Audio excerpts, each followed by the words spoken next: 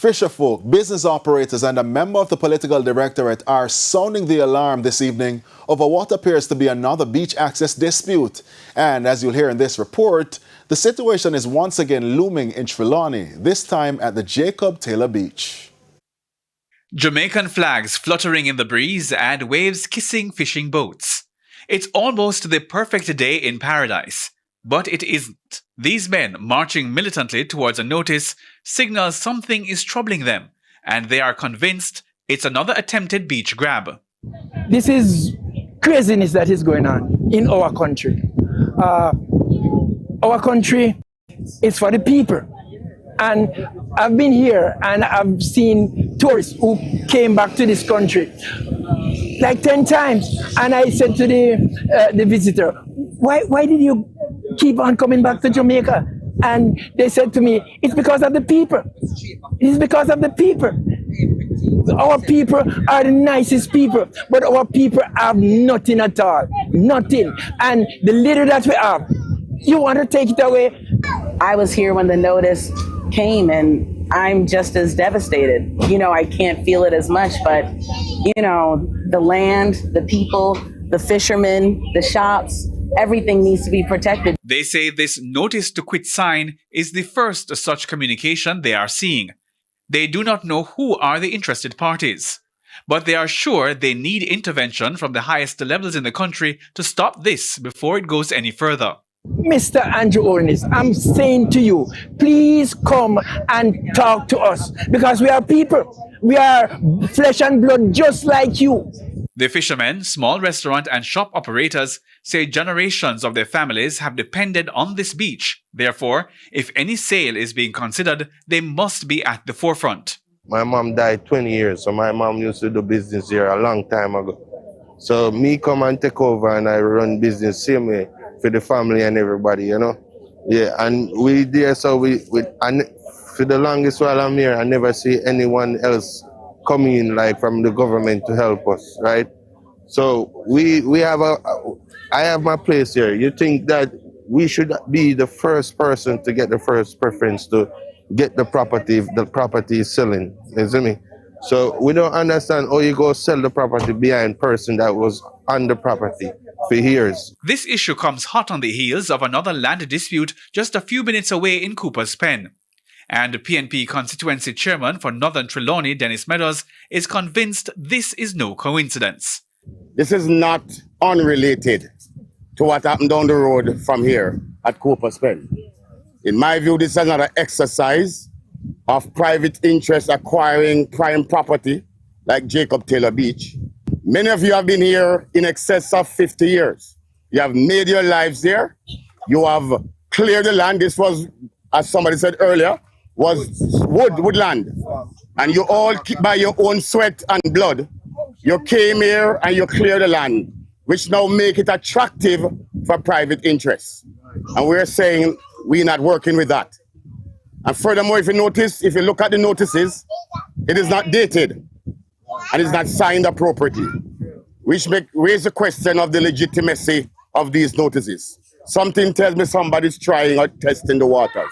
Is convinced this is no coincidence. Halshane Burke, TVJ News. The JCF's Agricultural Protection Branch is probing a serious meat for gun trade in St. Catherine that's causing headaches for cattle farmers. In one community alone, 17 cattle have been stolen and slaughtered since the start of the year. It's believed the criminals are operating with syndicates in countries like Haiti. Kalisha Williams has that story.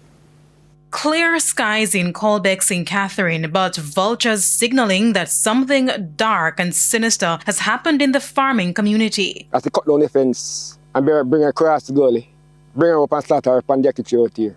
This farmer, Delbert Clark, explaining how he believed predial thieves entered his farm and slaughtered 2 of his cattle Sunday night. The remaining carcasses are what the vultures are feasting on.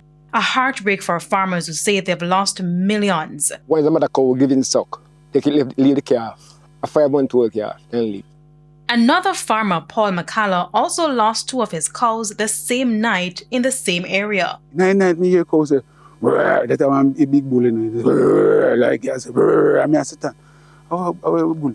I say, black swap. I'm kind of way treat them like I'm a girl picking and I'm a boy picking them.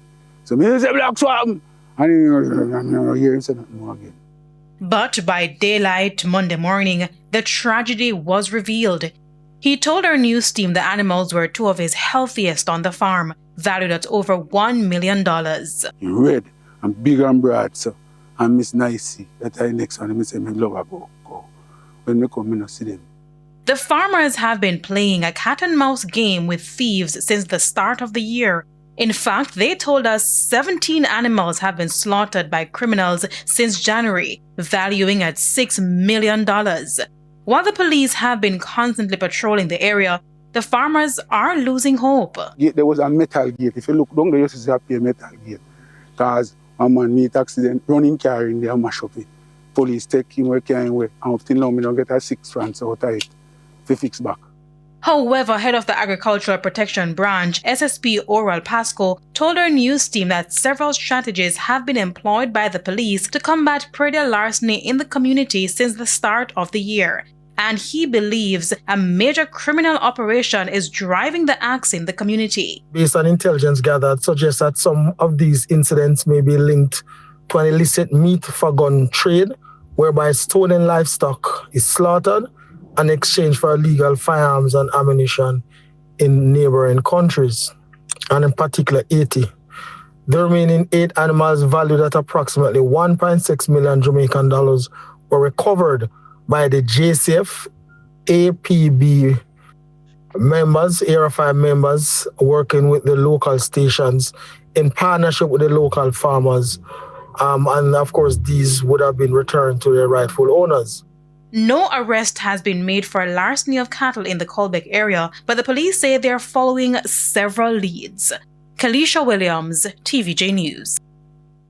In the meantime, the police are reminding farmers that there is currently an amnesty on the movement of untagged animals for slaughter only.